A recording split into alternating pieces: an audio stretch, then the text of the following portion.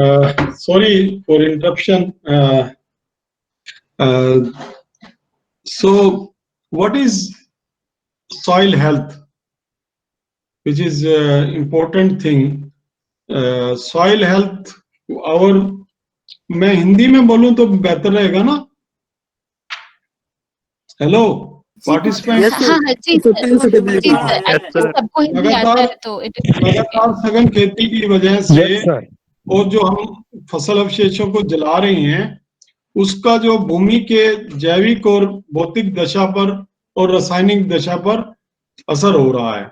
और इससे जो आवश्यक पोषक तत्व हैं, जैसे नाइट्रोजन है, फास्फोरस है, पोटाश है, सल्फर है, सूक्ष्म तत्व हैं, इनकी कमी होती जा रही है।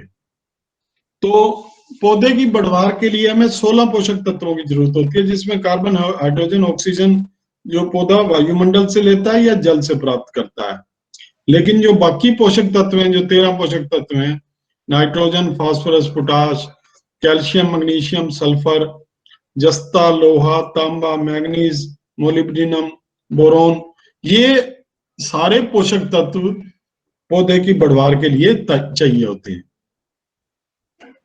तो अब क्या है कि सॉइल हेल्थ को मेंटेन करने के लिए, पौधे की बढ़वार के लिए, ये संतुलित मात्रा में भूमि में ये प्रेजेंट होने चाहिए। और अगर ये प्रेजेंट नहीं है तो हमें इसको सही मात्रा में, सही अनुपात में, सही समय पे इनका हमें प्रयोग करना है। तो अगर ये सारा प्रयोग संतुलित खाद कहलाता है। खाद कब लगाना है, ये आपको मिट्टी का परीक्षण करने के आधार पर ही लगाना चाहिए। अब जैसे नाइट्रोजन है, तो नाइट्रोजन को आपने स्प्लिट डोजेज में देना है, अलग अलग भागों में देना है, अलग अलग स्टेज पर देना है क्रॉप ग्रोथ की, क्योंकि इसका नुकसान होता है। अगर आप इकट्ठा डाल देंगे तो या तो लीचिंग हो जाएगी, इसकी नीचे चला जाएगा, या ऊपर उड़ जाएगा आसमान में, या इसकी फिक्सेशन हो जाएगी। तो आपको हर स्टेज पे क्रॉप की अलग अलग स्टेज पर इसको स्प्लिट करके देना है, इसको विभाजित करके देना है। और जब फास्फोरस है, क्योंकि ये मोबाइल नहीं है, नहीं कहीं जाता, नहीं कहीं चलता, तो इसको जो है ना आप एज ए बेसल डोज आप अप्लाई कर सकते हैं। इसी तरह से पोटाश है, पोटाश भी आसानी से नष्ट नहीं होता, तो इसको भी आप एक साथ जो है ना, बेसल का मतलब है क्रॉप लगाने से पहले आप इसको डाल सकते हैं। तो 4 विधियां हैं जो, जिस तरह से आपको फर्टिलाइजर को जमीन में डालना होता है, उसमें है प्लेसमेंट। प्लेसमेंट का मतलब है नीचे डालना। फिर है आपका फर्टिगेशन, और सीधा जो है ना फोलियर स्प्रे होता है, या फिर आप जो है लाइनों के साथ साथ, पौधे की लाइनों के साथ साथ हमें फर्टिलाइजर को डालना है। तो ये 4 विधियां हैं। सबसे अच्छी जो एफिशिएंसी है वो फर्टिगेशन और फोलियर स्प्रे से आती है। लेकिन इसमें समस्या ये रहती है कि आप ज्यादा मात्रा में इसको देने के लिए आपको बार बार स्प्रे करना पड़ेगा।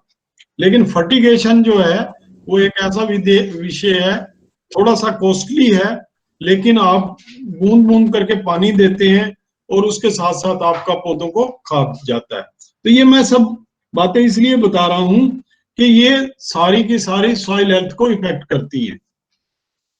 तो अब आप ये जानना चाहोगे भी ये पोषक तत्व हैं और ये सॉइल हेल्थ के लिए इंपॉर्टेंट है, तो हमें कैसे पता लगेगा कि हमारी जमीन में कितने हैं और कितने हमें और डालने हैं?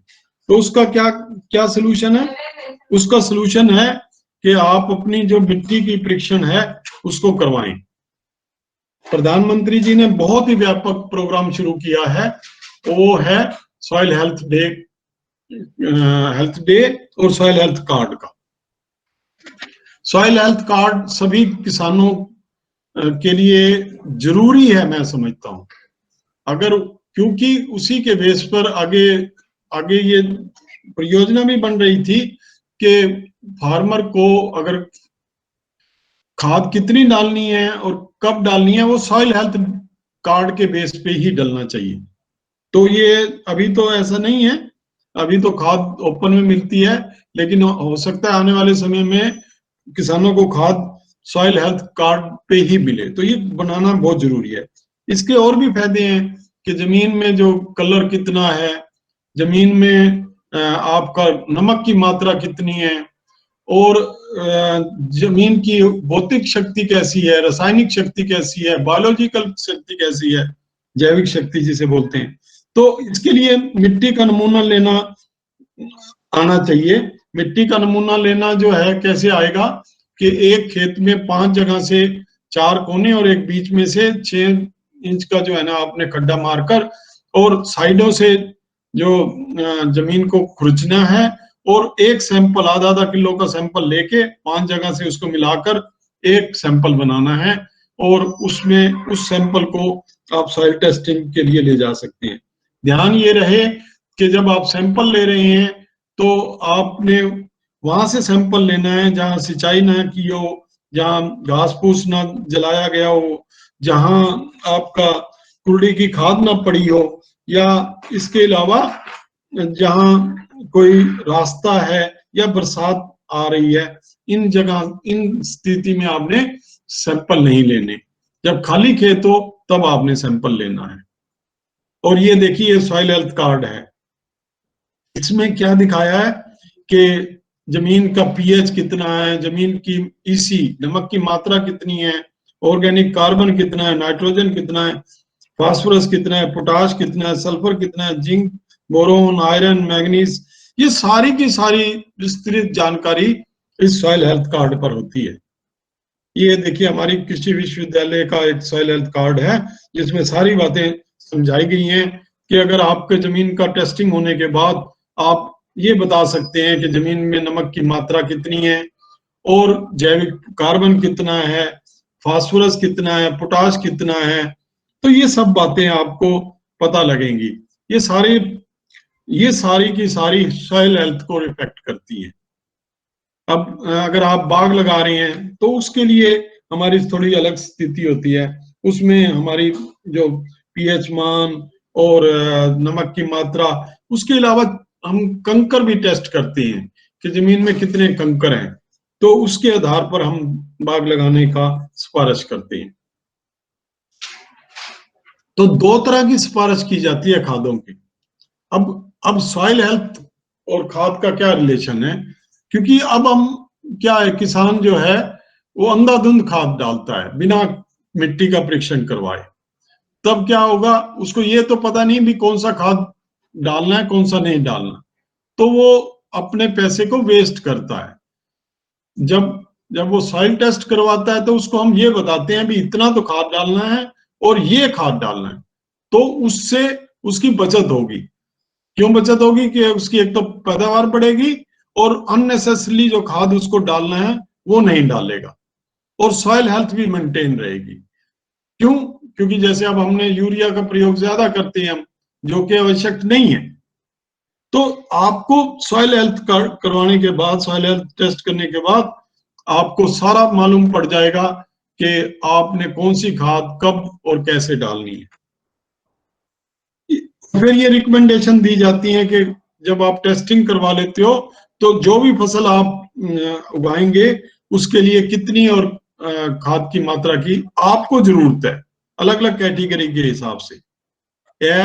बेस है, फास्फोरस डालना है, आप 24 किलो भी डाल सकते हो, 16 भी डाल सकते हो, 8 भी डाल सकते हो, depending upon your soil status.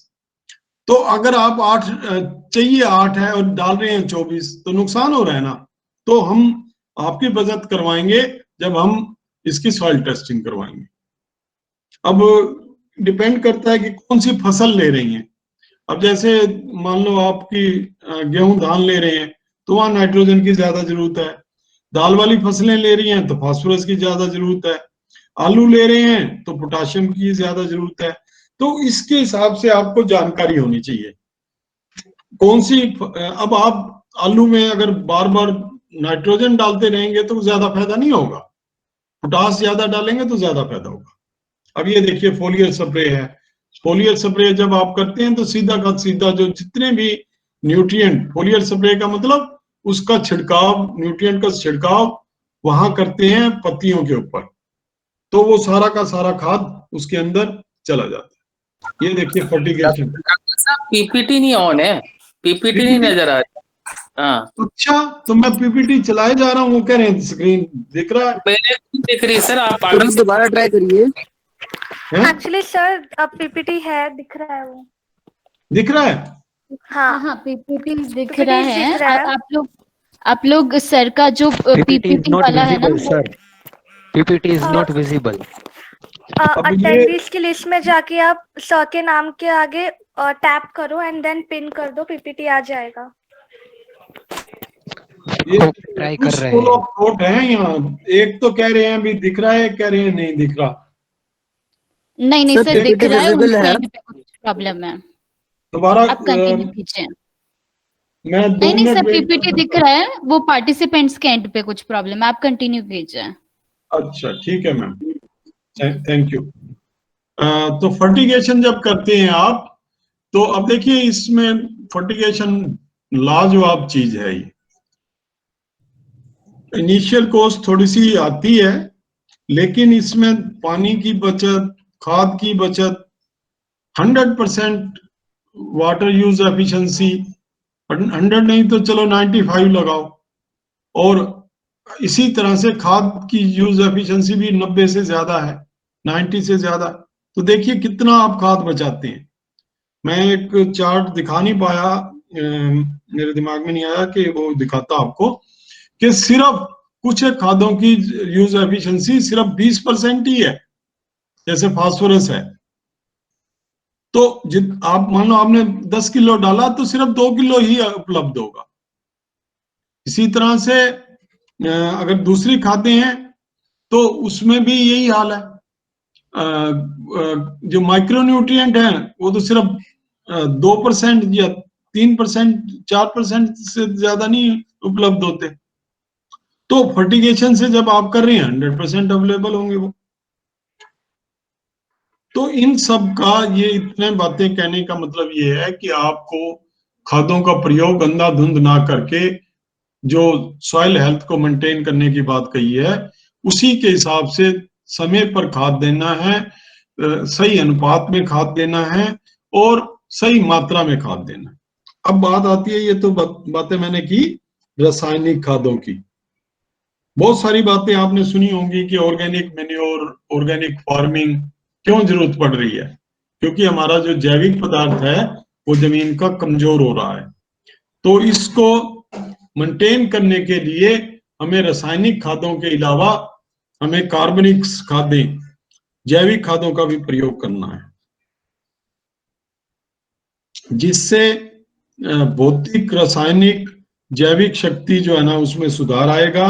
देखिए पोषक तत्वों के अलावा हवा और पानी, इसकी भी हमारे को जरूरत होती है, और पोषक तत्वों की घुलनशीलता बढ़ती है इससे, और उपलब्धता बढ़ती है, और पानी ठहरता नहीं है जमीन में, और वो सारा का सारा पानी जमीन उसको सोख लेती है, तो जल धारण की शक्ति बढ़ती है। तो ये कहां से पॉसिबल होगा? जब हम जो भौतिक शक्ति जो है ना और जैविक शक्ति में सुधार लाएंगे, और वो तब आएगी जब हम ऑर्गेनिक मैन्योर्स का प्रयोग करेंगे। कौन कौन सी है वो? गोबर की खाद है।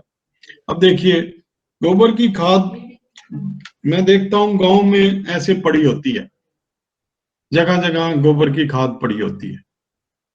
तो उसमें क्या है कि वो ऐसे वेस्ट हो जाती है। आप कुछ नहीं करना, आपने कितना सिंपल कंपोस्टिंग के बारे में मुझे बताया गया, में बोलना है। तो कंपोस्टिंग बहुत आसान तरीके से इसकी कंपोस्टिंग कर सकते हैं, और जब आप कंपोस्टिंग करेंगे तो पोषक तत्वों की उपलब्धता बढ़ेगी। अब देखिए ये दिखाइए कितना सिंपल मेथड है कि आपने जहां क्रूडी की खाद पड़ी है या गोबर की खाद पड़ी है, वहां काले पॉलीथीन के साथ उसको जस्ट आपने ढकना है। ये फोटो देख रहे होंगे जो मैं बता रहा हूं कि काले पॉलीथीन के साथ जो है ना आपने इसको ढकना है।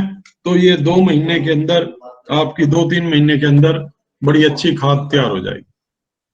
अब देखिए गन्ने की मैली, ये जो है गन्ने की मैली कहाँ से मिलेगी?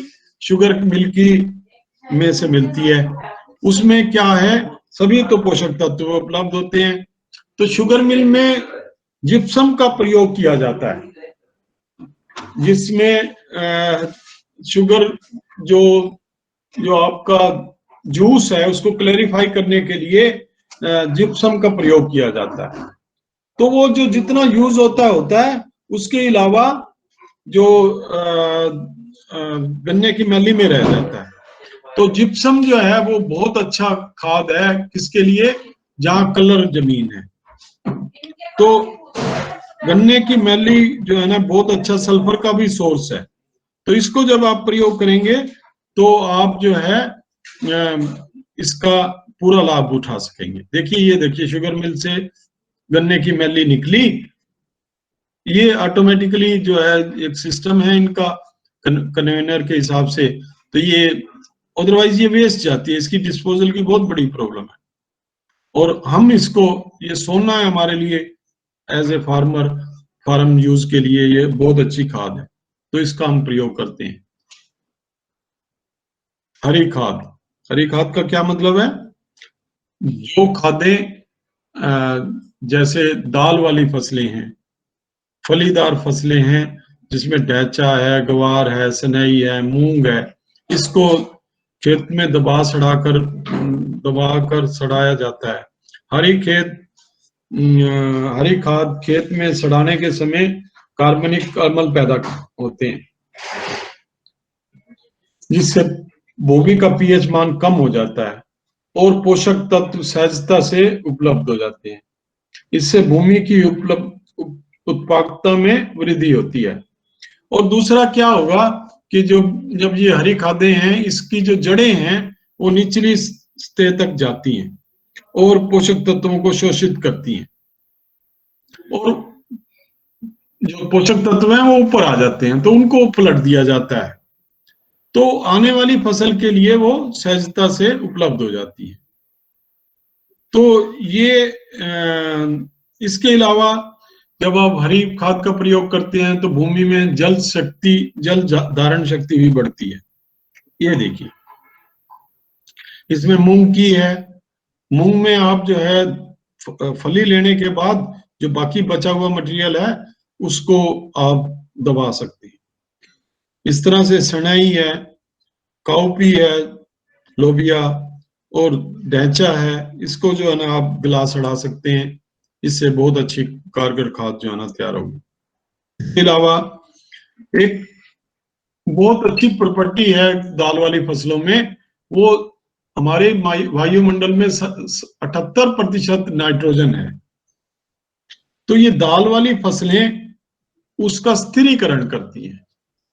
इसमें कैसे स्थिरीकरण होता है, इसकी जो जड़ें हैं उसमें एक राइजोबियम नामक बैक्टीरिया वो आ जाता है और वो हमारी भूमि में ऊपर से नाइट्रोजन को खींचकर अंदर हमें समा लेता है। तो देखिए, यूरिया की फैक्ट्रियां हैं, यूरिया कोई खान से नहीं आता है, तो यूरिया की फैक्ट्रियां क्या करती हैं, वायुमंडल से 78% नाइट्रोजन को खींच लेती हैं और उसका यूरिया बना देती हैं। तो ऐसी फैक्ट्रियां भगवान ने जीवाणुओं के शरीर में दी हैं, और वो दाल वाली फसलों में सिम्बियोटिक, मतलब वो आगे मैं बताऊंगा कि सिम्बियोटिक एसिम्बियोटिक रिलेशन है, कि जड़ों में रहकर या स्वतंत्र रहकर जो है ये जीवाणु काम करते हैं और नाइट्रोजन की फिक्सेशन करते हैं। ये बहुत बड़ा विषय है। जो फोटो देख पा रहे हैं आप, क्या है बताइए, ये कोई पार्टिसिपेंट्स में बताएगा ये क्या विषय है?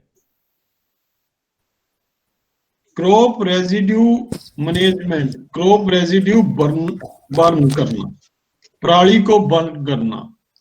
आपने अखबारों में पढ़ा होगा, आपने देखा होगा, कितना ह्यू एंड क्राई है इस बात का कि किसान अपनी फसल के रेजिड्यू जला देते हैं।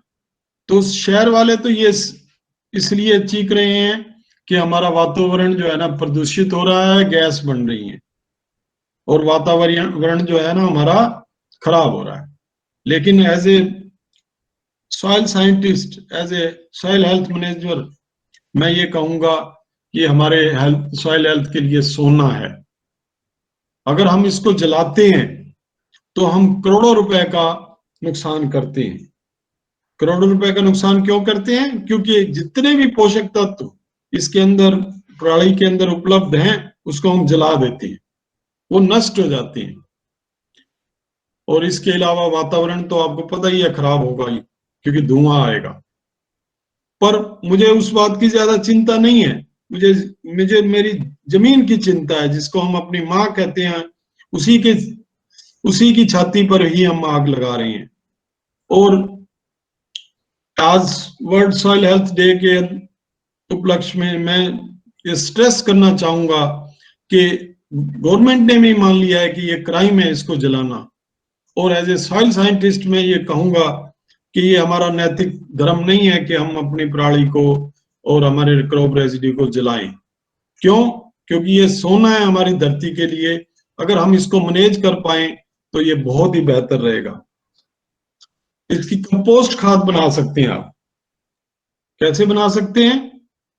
इसको गोबर की खाद और बाकी जो बचा मटेरियल है उसके साथ मिलाकर, और कूड़ा करकट है, गन्ने की मैली जैसे मैंने बताई, उनके साथ मिलाकर एक गुणवत्ता वाली जो है ना खाद तैयार कर सकते हैं, जो कि हम बाजारों से खरीदते हैं अपनी जमीन को सुधारने के लिए।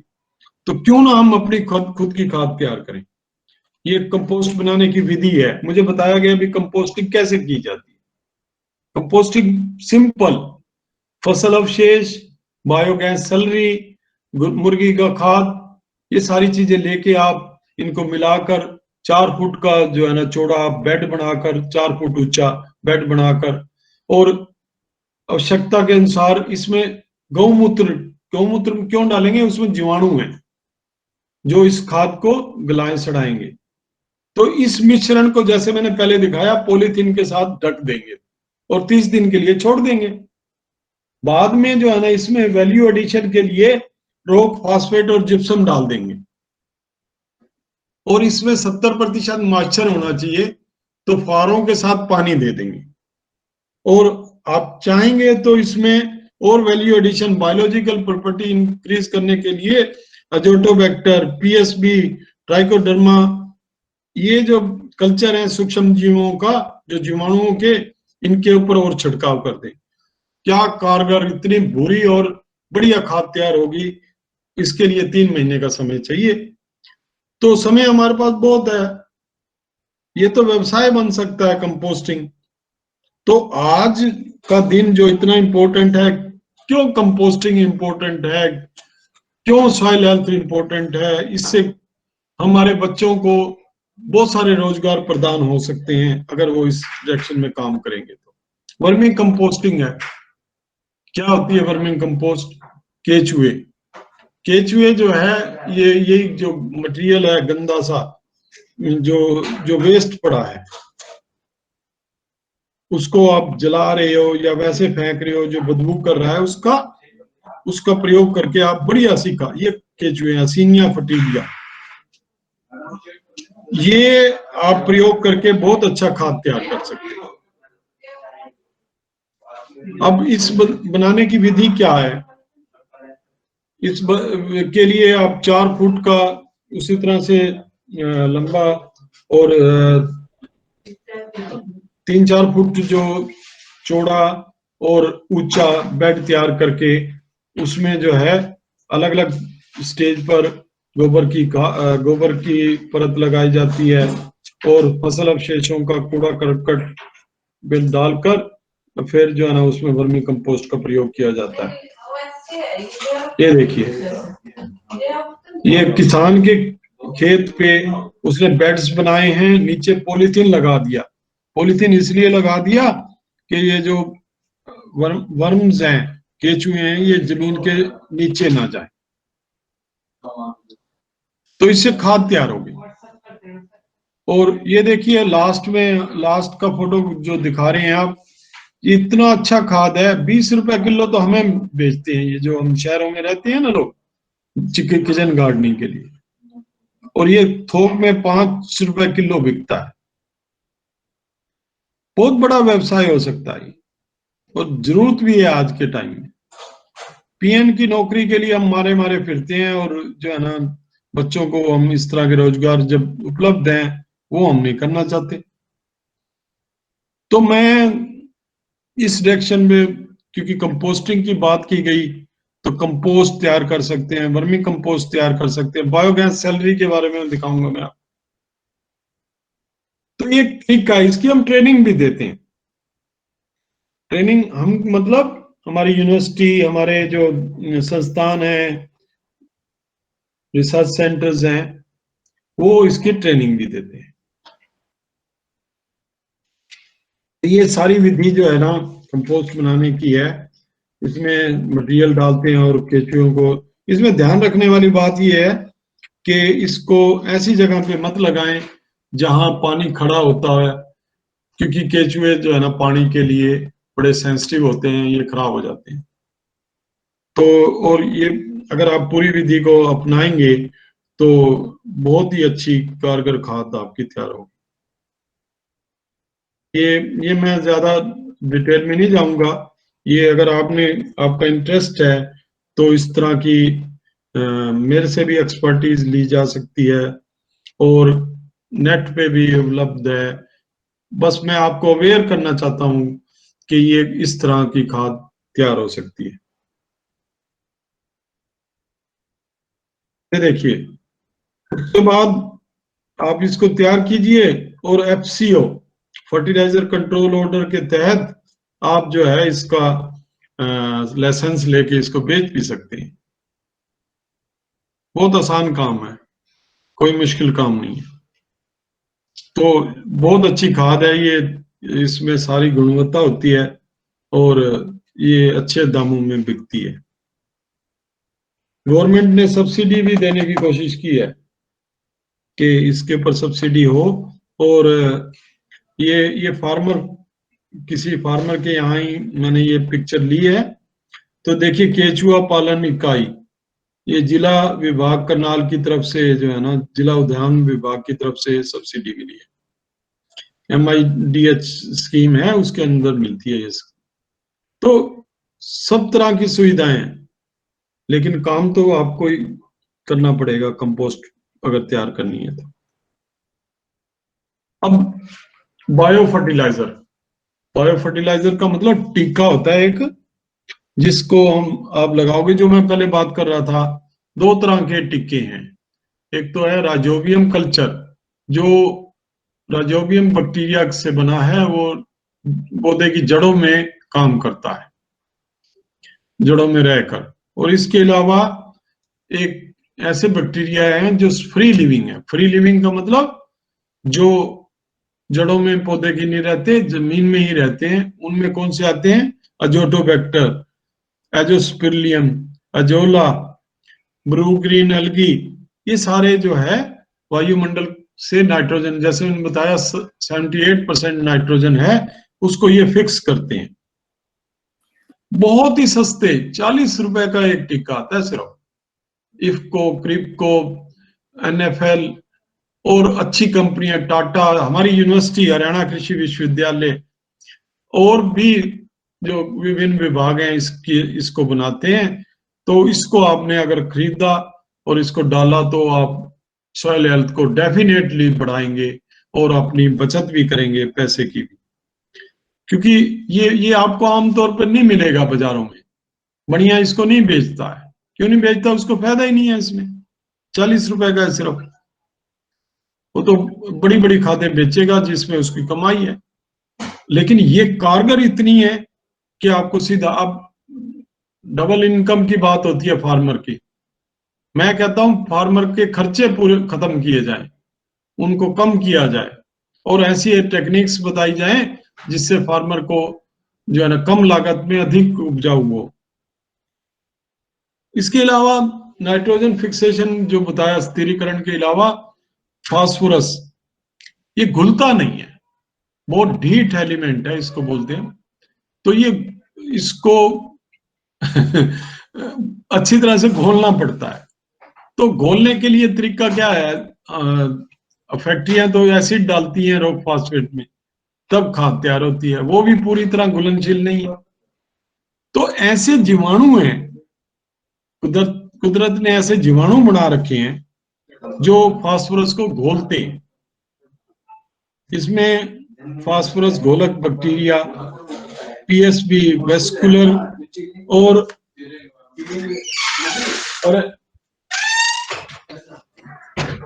माइकोराइजा ये आते हैं। तो ये हमारे जीवाणु काफी कारगर हैं, ये हमारी खाद की उपलब्धता को बढ़ाएंगे। इसके अलावा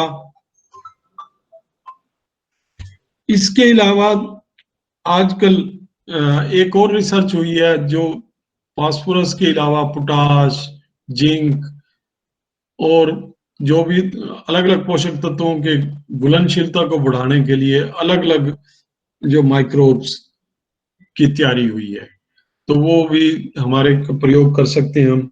जैसे क्रिप को जो है ना हमारी जिंक सोलुबलाइजिंग बैक्टीरिया भी प्रोड्यूस कर रहा है, पोटाश सोलुबलाइजिंग बैक्टीरिया भी, और एक कंसोर्टियम बन जाता है।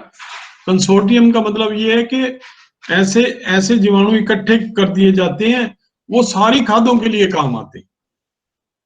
तो ये देखिए, ये जोटोबैक्टर, पीएसबी, ये इसका प्रयोग कर सकते हैं।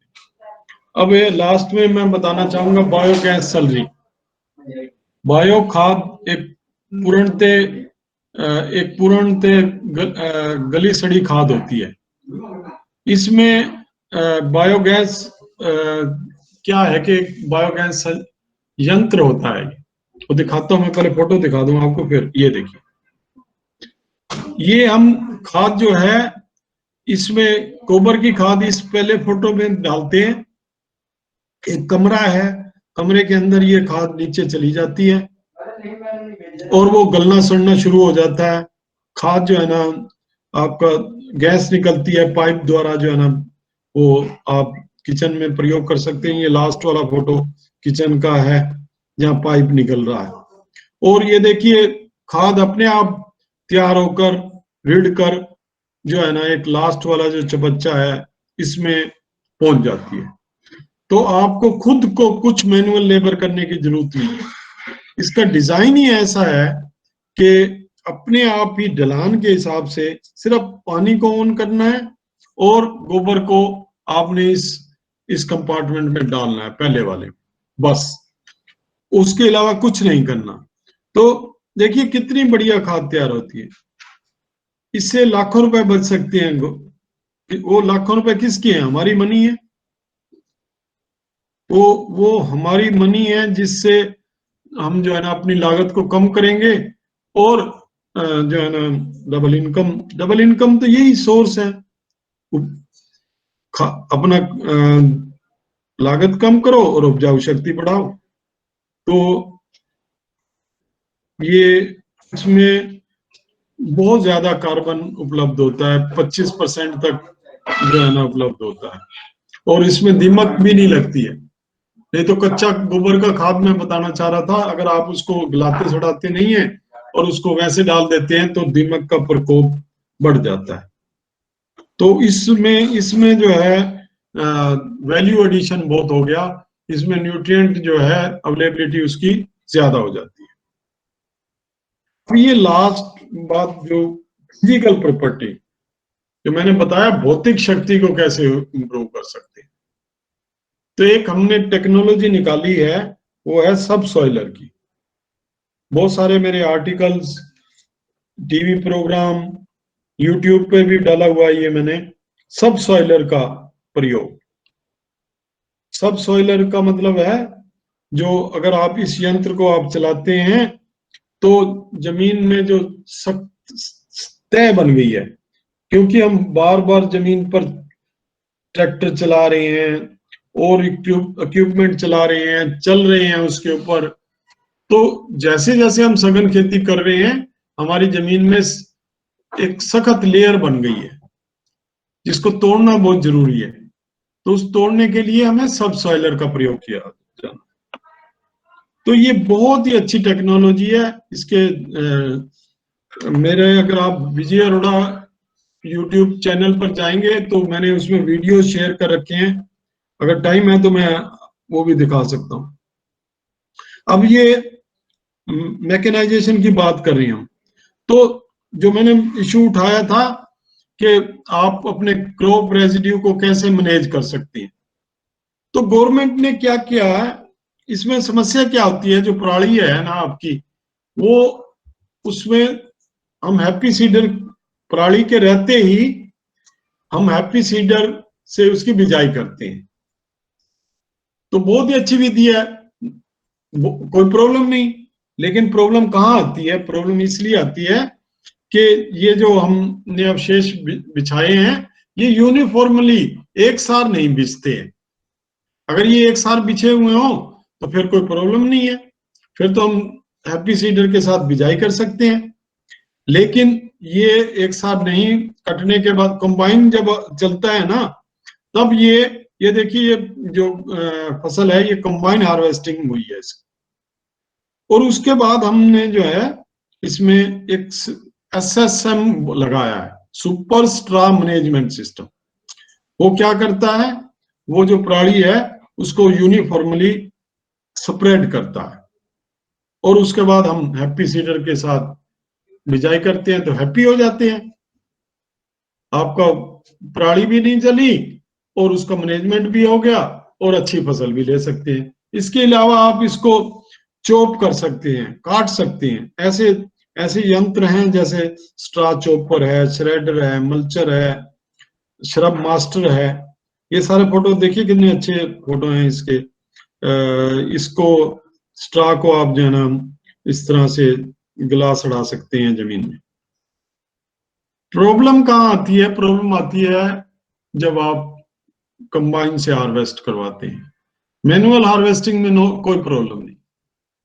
और आजकल क्या है कि किसान काफी जो है बासमती पे शिफ्ट हो गए हैं, तो जो बासमती का अवशेष है वो उसमें सिल्का कम होने की वजह से पशु उसको खा लेते हैं, और जो दूसरी वैरायटी है उसमें प्रॉब्लम रहती है कि सिल्का हाई होने की वजह से वो पशु खाते नहीं है।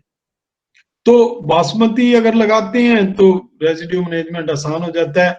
और इन जगहों में जीरो टिलेज की एक मशीन है, उससे आसानी से आप बिजाई भी कर सकते हैं बिना बहाए इसको, बिना ही तप्पड़ मतलब विदाउट कल्टीवेशन।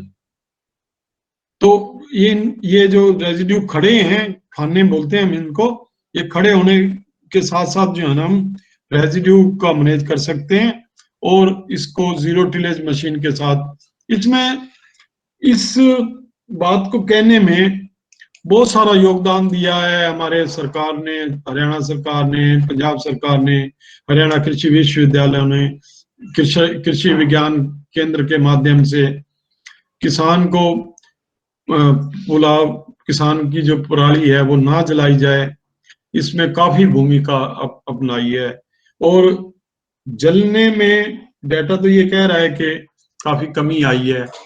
ये हमने एक डाटा लिया था 25 से, पहले 80% जलता था तो अब 25% रह गया। अब असल में क्या है ये तो मालूम नहीं, लेकिन काफी कम हो गया है। तो इसमें कई संस्थाएं, खास तौर पे अब मैं आज NGO के तहत ये लेक्चर दे रहा हूं, तो उनसे मैं आह्वान करूंगा कि इस विषय पर जो है ना जरूर योगदान दें, इस विषय को इसकी एक्सटेंशन करें, ताकि जो है ना हमारी पराली ना जले और उसका मैनेजमेंट हो। उसके लिए अगर कोई भी एक्सपर्टीज की जरूरत है तो हम तैयार हैं, आपको हेल्प करेंगे। Yes sir, we will do it. तो ये देखिए, ये थोड़े से और यंत्र दिखा दूं मैं, जैसे ये रिवर्सिबल प्लो है, कटर और श्रेडर है, रोटरी स्लैशर है, और ये जीरो टिलेज मशीन जिसकी मैं बात कर रहा था। ये फाने अगर खड़े हैं तो आप जो है ना इसके साथ चलाकर अपनी बिजाई कर सकते हैं।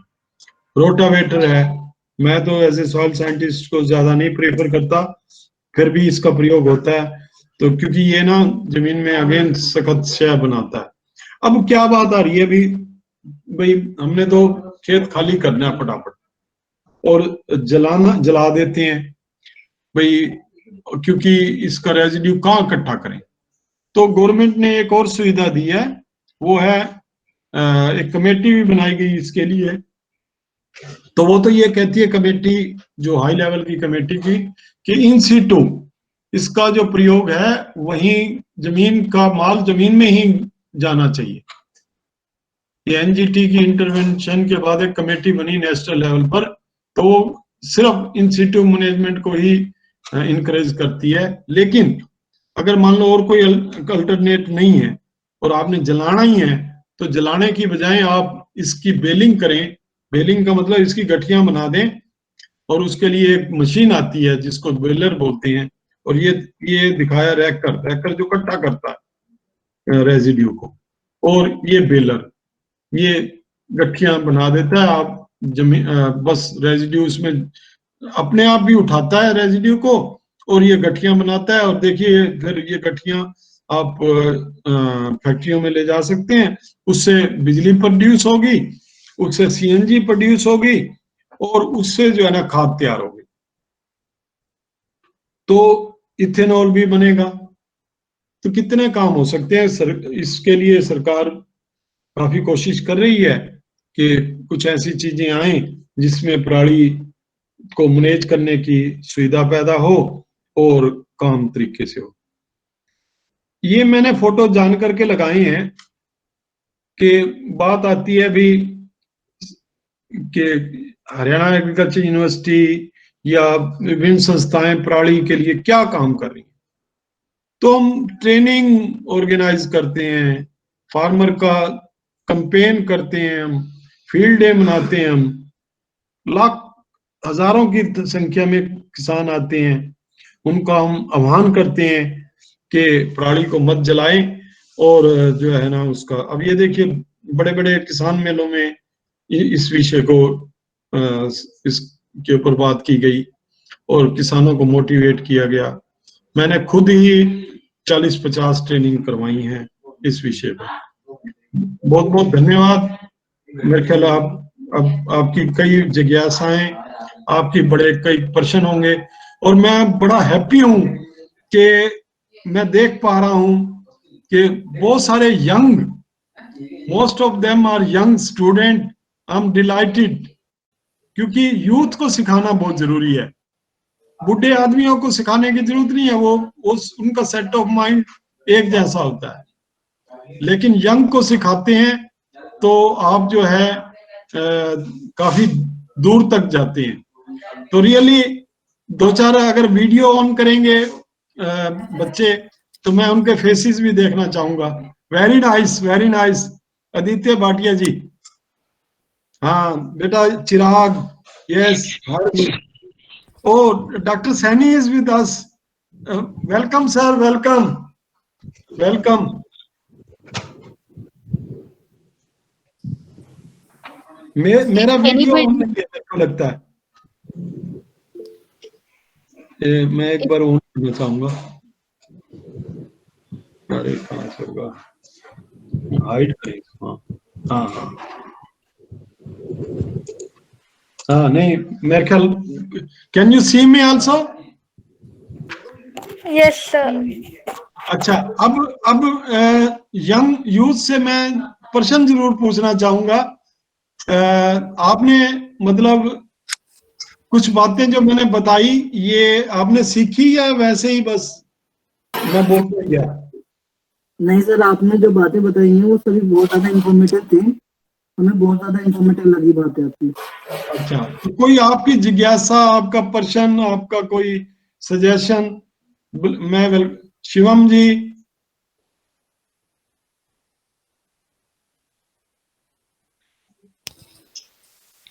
If anybody has any questions, please do ask. You can switch on your mic and ask. Good evening, sir. Good evening. Who is speaking? Chirag? Yes, sir. Oh, please, Chirag.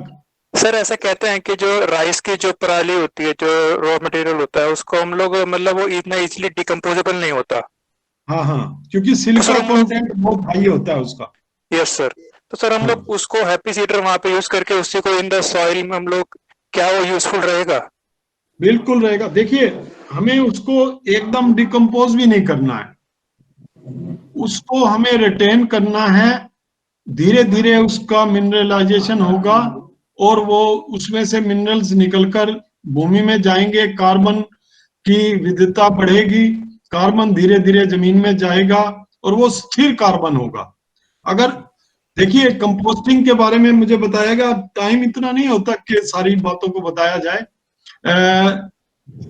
अगर आप एकदम गलाते सड़ाते हैं तो सारे कुछ पोषक तत्व नष्ट हो जाते हैं, और अगर आप उसको धीरे धीरे गलाते हैं तो वो बहुत सारे पोषक तत्व हम जमीन में मिलते रहेंगे और फसल भी चलती रहेगी, तो कोई नुकसान नहीं होगा। हाँ, एक बात और कहना चाह रहा था मैं, भूल गया, आपने मुझे याद दिलवा दिया। वो ये है कि डिकम्पोजर का भी प्रयोग कर रही हैं हम इसको गलाने सलाने में। अभी तक मैं समझता हूँ वो रिजल्ट्स जो है अभी उसकी टेस्टिंग और करनी जरूरी है।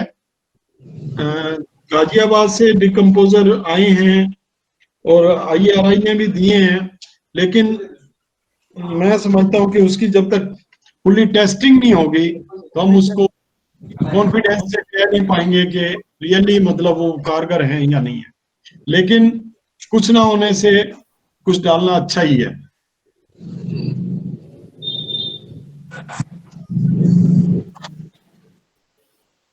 हर्ष जी,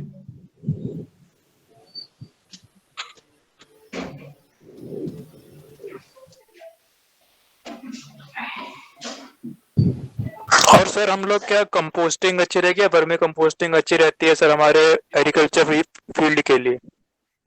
दोनों ही बहुत ही कारगर खाद्य हैं। कंपोस्टिंग में जब हम कहते हैं तो हमें ये है कि आपको कोई डिफरेंट कल्चर जो अजोटोबैक्टर है, एजोस्पिलियम है, सीडोमोनास है, ट्राइकोडर्मा विडी है, वो डाल सकते हैं।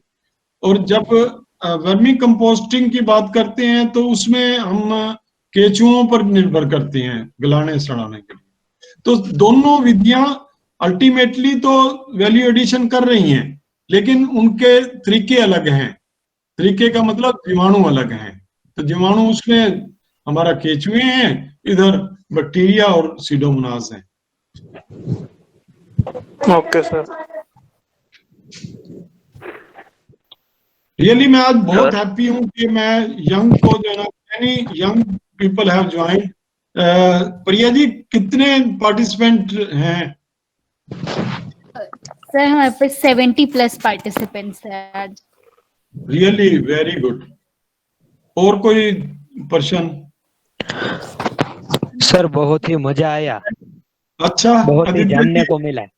ओहो सर पहले दोपहर दोपहर का टाइम है, अभी दोपहर को 3 बजे, लेकिन बहुत मजा आया।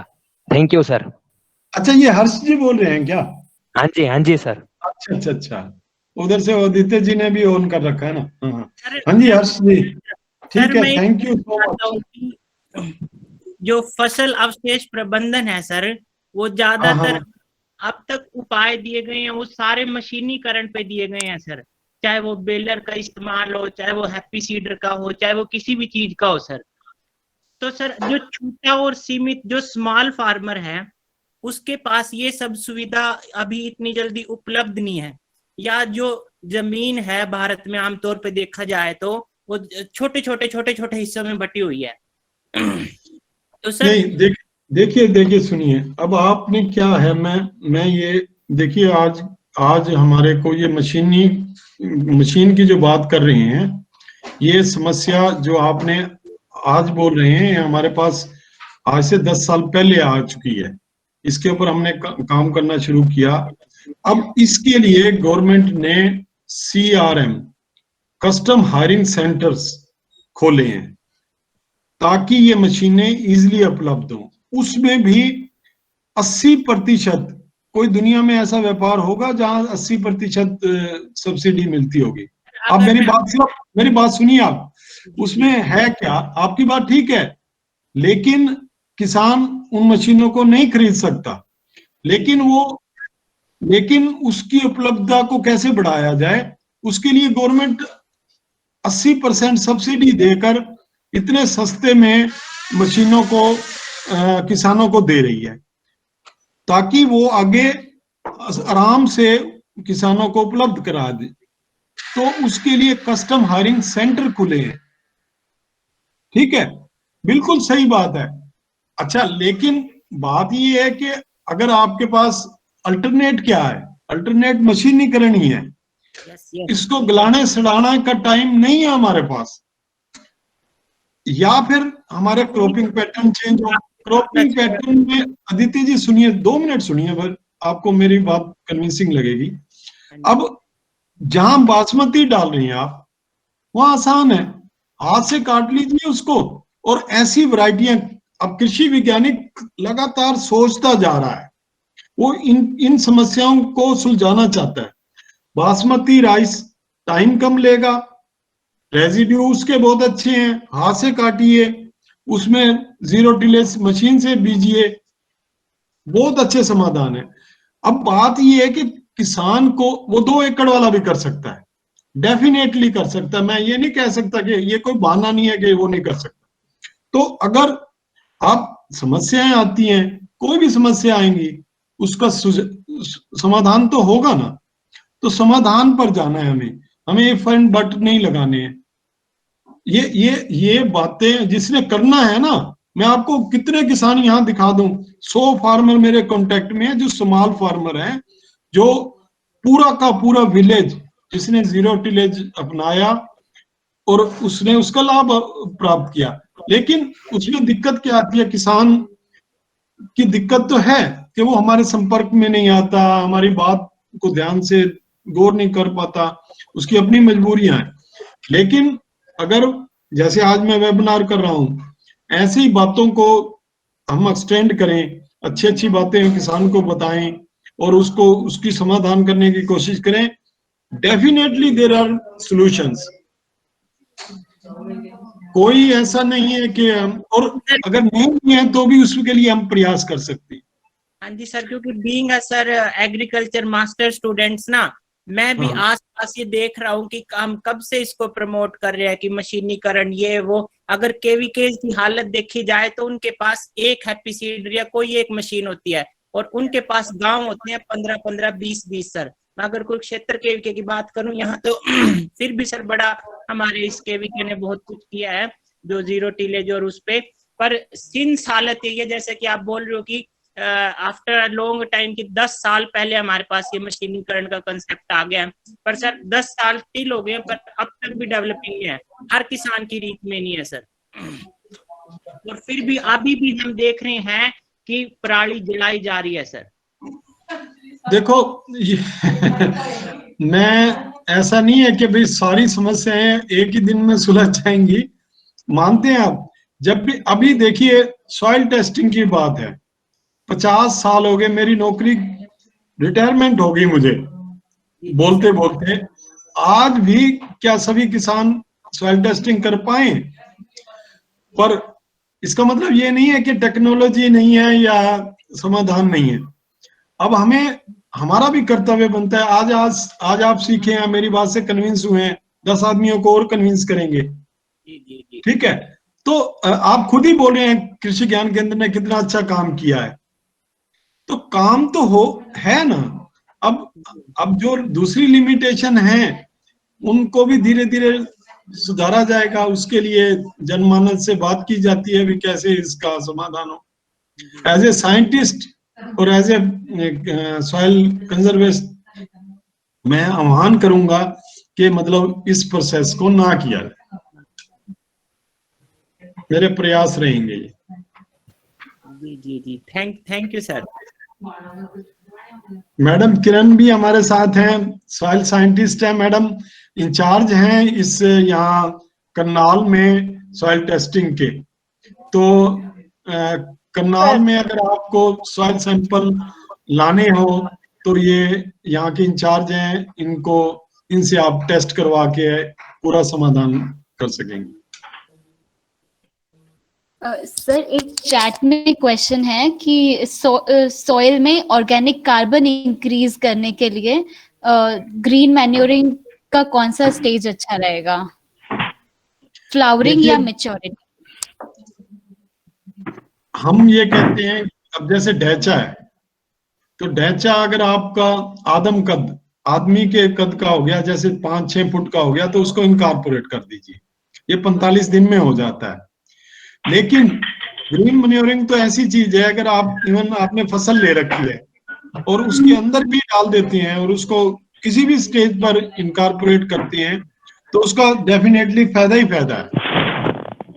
आप किसी कारणवश जमीन में पहले नहीं लगा सके उसको, तो फसल के अंदर भी डाल सकते हैं उसको। और रही बात मैच्योरिटी वाली, तो अगर आपने मान लो, ये डिपेंड करेगा, मान लो मूंग लिया आपने और आपने जो है मूंग की फलियां भी ले ली, उसके बाद जो है ना उसको वेस्ट को, जो बाकी रेजिड्यू को, उसको इनकॉर्पोरेट किया, तो भी फायदा होगा। तो मैच्योरिटी पे भी कर सकते हैं। जितना ज्यादा ग्रोथ होगी उतना ज्यादा बायोमास होगा, उतना ज्यादा फायदा होगा,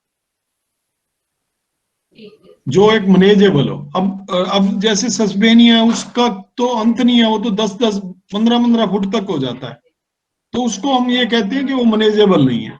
तो उसके लिए 45 दिन का टाइम देते हैं अभी, फटाफट आप उसको ऐसा होके, ताकि आप उसको इनकॉर्पोरेट इजिली कर सके। बड़ा होगा तो फिर दिक्कत होगी उसमें। और कोई क्वेश्चन?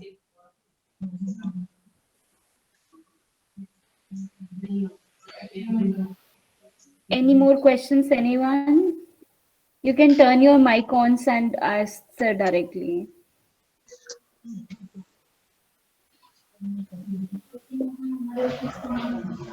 Anyone, any questions?